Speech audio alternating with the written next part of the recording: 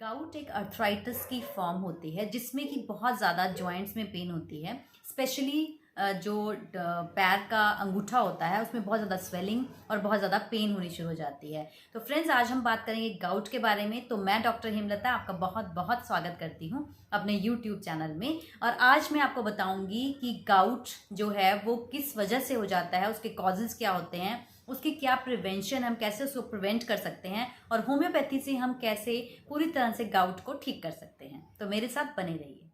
Friends, जो gout होता है वो अर्थराइटिस की ही एक फॉर्म होता है, लेकिन ये और जो अर्थराइटिस होते हैं जैसे रूमेटॉइड अर्थराइटिस हो गया, ये ऑस्टियो अर्थराइटिस हो गया, उससे गाउट जो है वो डिफरेंट टाइप ऑफ अर्थराइटिस होता है। क्योंकि जो गाउट है उसमें आपका बेसिकली यूरिक एसिड जो है वो इंक्रीज हो जाता है। यूरिक एसिड फ्रेंड्स क्यों इंक्रीज होता है? क्योंकि एक प्यूरिन एक केमिकल कंपाउंड होता है जो कि हमें हर तरह के खाने से मिलता है, और जब इसको मेटाबोलाइज होता है, तो जब ये मेटाबोलाइज होता है हमारे बॉडी में, तो उसकी वजह से यूरिक एसिड जो है वो रिलीज होता है, जो कि हमें कुछ हद तक हमारी बॉडी के लिए बहुत ज़्यादा इंपॉर्टेंट होता है। लेकिन जब ये एक्सेस में हो जाता है तो ये यूरिक एसिड जो होता है वो हमारे जॉइंट्स में ब्लड स्ट्रीम के थ्रू हमारे जॉइंट्स में जमना शुरू हो जाता है। क्योंकि जो किडनी होती है वो पूरी तरह से जो यूरिक एसिड है उसको एक्सक्रीट नहीं कर पाती है। अदरवाइज जो अगर भी प्योरीन का मेटाबॉलिज्म के ड्यूरिंग जब ब्लड स्ट्रीम में यूरिक एसिड आता है तो हमारी जो किडनी होती है वो इसको यूरिन के थ्रू एक्सक्रीट आउट कर देती है। लेकिन अगर किसी वजह से जो आपकी किडनी है वो प्रॉपर फंक्शन ना कर रही हो, या हमारी डाइट में यूरिक एसिड की मात्रा बहुत ज़्यादा हो जाती है, तो हम सफ़र करते हैं गाउट से, जिसमें कि हमारी बॉडी में हमारे ब्लड स्ट्रीम में यूरिक एसिड की मात्रा एक लिमिट से कुछ ज़्यादा हो जाती है। नॉर्मल यूरिक एसिड की लेवल की बात करें, अगर हम अपना किडनी फंक्शन टेस्ट कराते हैं तो उसमें सीरम यूरिक एसिड जो होता है उससे हमें पता लग जाता है कि हमारे ब्लड में कितना यूरिक एसिड है, जो कि मेल में अप्रॉक्सीमेटली 3.4 से लेकर 7 मिलीग्राम पर डेसीलीटर होना चाहिए, और फीमेल में जो ये रेशो है ये 2.4 से लेकर 6 मिलीग्राम पर डेसीलीटर तक इसकी नॉर्मल रेंज होती है। अगर ये इससे ज़्यादा हो जाता है तो ये हमारी बॉडी में इससे पता चलता है हमें कि हाइपर यूरिसीमिया हो गया है, यानी कि हमारे ब्लड में यूरिक एसिड का जो लेवल है वो अबव नॉर्मल आ गया है। अगर हम कॉजेज की बात करें गाउट की या यूरिक एसिड बढ़ने के क्या कारण हो सकते हैं, तो नंबर 1 सबसे पहला जो कारण है वो जेनेटिक है। अगर आपकी फैमिली हिस्ट्री में यूरिक एसिड लेवल जो है वो इंक्रीज हो जाता है, या गाउट की प्रॉब्लम आपकी फैमिली में चली आ रही हो, तो हो सकता है कि आप भी इसके लिए प्रोन हो सकते हैं। नंबर 2, अगर आप ओवरवेट हैं, अगर आपका वजन नॉर्मल से ज़्यादा है, तो आपको यूरिक एसिड का लेवल जो है वो आपके ब्लड में इंक्रीज हो सकता है। इसके अलावा अगर आप बहुत ज़्यादा हाई प्योरीन डाइट लेते हैं, अगर आपका प्योरीन डाइट का जो कंजम्पशन है वो ज़्यादा है, तो भी हो सकता है कि आपकी जो किडनी है वो प्रॉपरली यूरिक एसिड को एक्सक्रीट ना कर सके, और आप यूरिक एसिड की अधिकता से आप इससे प्रॉब्लम में आ सकते हैं। इसके साथ ही अगर आप बहुत ज़्यादा अल्कोहल का सेवन करते हैं, अगर आप वोडका, विस्की और बियर बहुत ज़्यादा मात्रा में कंज्यूम करते हैं, तो आपकी बॉडी जो है वो यूरिक एसिड को, जो एक्सेस ऑफ यूरिक एसिड है उसको बाहर नहीं निकाल पाती है, जिससे कि आप गाउट से पीड़ित हो सकते हैं। इसके साथ ही अगर आप बहुत ज़्यादा स्ट्रेस लेते हैं, अगर आपको छोटी छोटी बातों का बहुत ज़्यादा स्ट्रेस ले लेते हैं, अगर आपने किसी तरह की कोई सर्जरी कराई हो, तो टेम्पररी भी आपका यूरिक एसिड लेवल जो है वो इंक्रीज हो सकता है। साथ ही फ्रेंड्स, अगर आपकी बीपी की मेडिसिन चल रही हो, अगर आपको हाइपरथायरॉयडिज्म हो, या आप किसी तरह के डायूरेटिक्स ले रहे हो, तो इसमें भी आपका जो किडनीज हैं वो यूरिक एसिड को प्रॉपरली एक्सक्रीट नहीं कर सकती हैं, तो हो सकता है कि आपका टेम्परली जो है यूरिक एसिड जो है वो इंक्रीज हो सकता है। गाउट के सिम्टम्स की बात करें फ्रेंड्स, तो जो गाउट के सिम्टम वो बहुत ही एक्यूटली, यानी कि बहुत ही सडनली आ जाते हैं।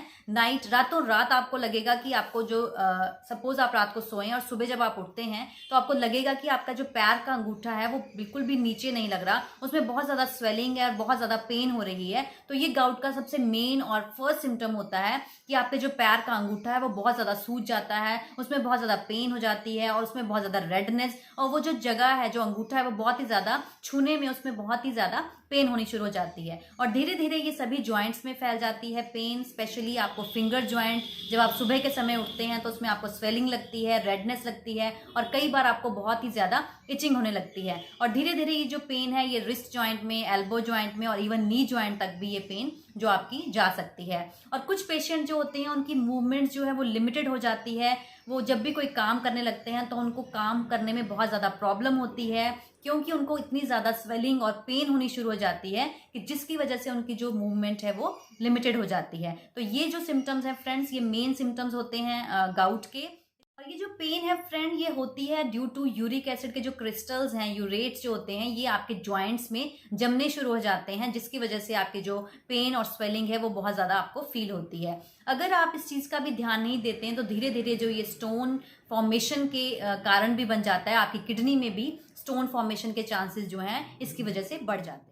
प्रिवेंशन की बात करें तो जैसे कि हमें पता है यूरिक एसिड जो है वो हमारी बॉडी में तब बनना शुरू हो जाता है जब हमारा एसिडिक लेवल जो है ब्लड में वो बहुत ज़्यादा इंक्रीज हो जाता है। तो हमें सबसे पहला जो बात ध्यान में रखनी है कि जो भी खाना आपको एसिडिटी करता है उसको आपको अवॉइड करना है। दूसरा, हमें अपनी डाइट में बहुत ज़्यादा मात्रा में अल्कलाइन रिच फूड लेना है और अल्कलाइन रिच फूड के साथ साथ हमें प्योरीन जो होता है जिन चीज़ों में, उनको अवॉइड करना है।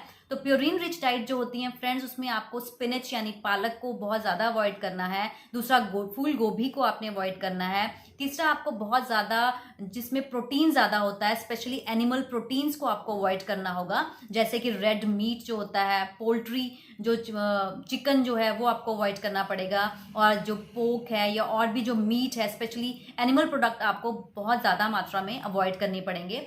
उसके साथ ही आप बहुत कम मात्रा में एग ले सकते हैं। और आप जो है हाई डायरी फूड जो होते हैं, जो हाई फैट डायरी फूड हैं, उनको भी आपको अवॉइड करना है, जिसमें कि आपका, अगर आप दूध पीना चाहते हैं तो आपको मलाई उतरा हुआ दूध ही पीना चाहिए। आप कर्ड कभी कभी ले सकते हैं, लेकिन आपको बिल्कुल भी नहीं लेना है। जैसे मशरूम हो गया, वो आपने बिल्कुल अवॉइड करना है। और इसके साथ ही आपको अवॉइड करना है अल्कोहल का सेवन। अल्कोहल किसी भी फॉर्म में, चाहे वो वोडका हो गया, विस्की हो गया या बियर की फॉर्म में, आपको बिल्कुल भी नहीं लेना है, क्योंकि जैसे कि मैंने कॉज में बताया, जो भी अल्कोहलिक बेवरेजेस हैं वो बहुत ज़्यादा मात्रा में आपका यूरिक एसिड लेवल को इंक्रीज कर देते हैं। इसके साथ ही फ्रेंड्स, अगर आप बहुत ज़्यादा फास्टिंग करते हैं और उसमें आपका जो फ्रूट इनटेक बहुत ज़्यादा है, तो आपको उसका भी ध्यान रखना होगा, क्योंकि हाई फ्रक्टोज डाइट अगर आप लेते हैं तो भी आपका यूरिक एसिड लेवल जो है वो बहुत ज़्यादा इंक्रीज हो जाता है। तो आपको छोटे छोटे मील्स लेने पड़ेंगे। आप थोड़ा थोड़ा फ्रूट कोई भी ले सकते हैं, लेकिन एक्सेस में आपको कोई भी फ्रूट भी ज़्यादा मात्रा में नहीं लेना है। स्पेशली आपको जूसेस जो हैं वो आपको अवॉइड करने हैं, सोडा आपको अवॉइड करना है, कोल्ड ड्रिंक्स आपको अवॉइड करने हैं। तो आप देखेंगे कि अगर आप इन सब चीज़ों को अवॉइड करेंगे तो आपका यूरिक एसिड लेवल जो है वो धीरे धीरे नॉर्मल आना शुरू हो जाता है।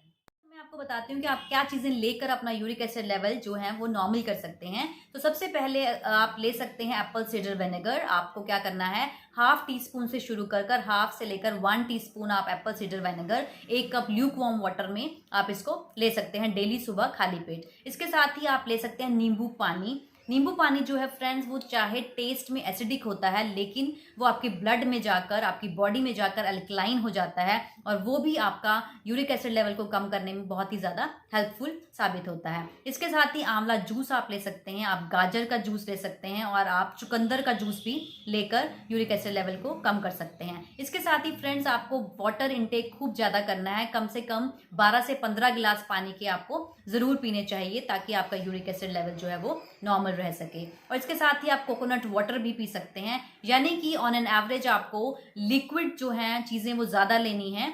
और जिस तरह से अगर आप ये सब चीज़ें करते हैं तो आपका यूरिक एसिड लेवल बहुत ही जल्दी नॉर्मल हो जाता है।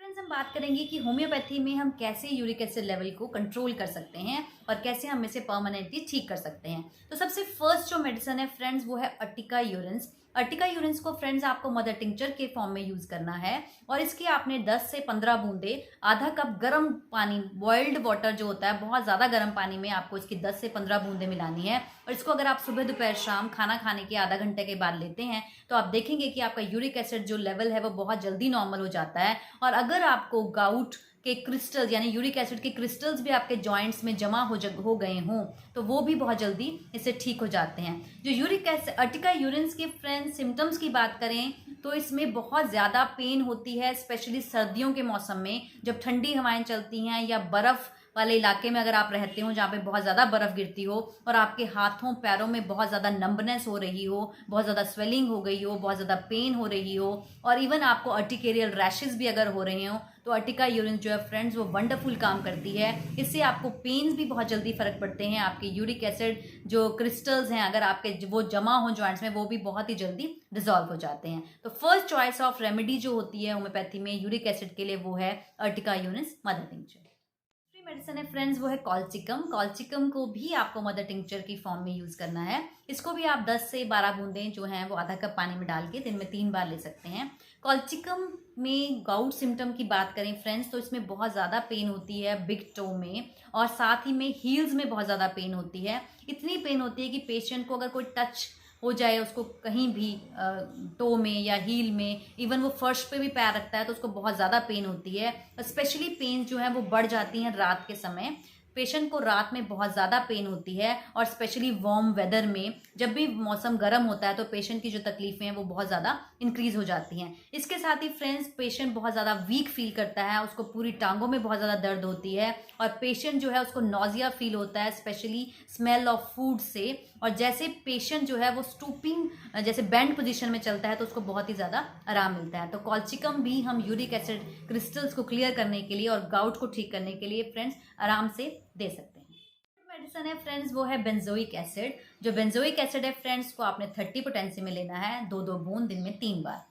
जो बेंजोइक एसिड का मेन सिम्टम है फ्रेंड्स वो है कि इसमें पेन जो है वो पेशेंट को बहुत ज़्यादा होती है, स्पेशली नीज में और स्पेशली पैर के अंगूठे में बहुत ज़्यादा पेन होती है। जब पेशेंट चलने की कोशिश करता है तो उसके जो नीज हैं वो बहुत ज़्यादा पेनफुल हो जाते हैं। इसके साथ ही फ्रेंड्स जो मेन सिम्टम है वो है यूरिनेशन का। जो पेशेंट यूरिन पास करता है उसमें बहुत ही ज़्यादा ऑफेंसिव स्मेल होती है क्योंकि यूरिक एसिड जो है उसके यूरिन में बहुत ज़्यादा एक्सक्रीट हो रहा होता है। तो ये मेन सिम्टम है। इसके साथ ही बेंजोइक एसिड के जो पेशेंट में क्रिस्टल्स जो हैं यूरिक एसिड के वो गैंग्लियन की फॉर्म में भी नज़र आ सकते हैं। उसको जो रिस्ट है उसमें बहुत ज़्यादा पेन होती है और उसमें एक स्मॉल जो है स्वेलिंग जो है वो उसको स्पेशली रिस्ट के ऊपर जो है वो नज़र आती है। तो बहुत ही इफेक्टिव मेडिसिन है बेंजोइक एसिड। तो आप इसको यूज़ कर अपना यूरिक एसिड जो है वो बिल्कुल ठीक कर सकते हैं।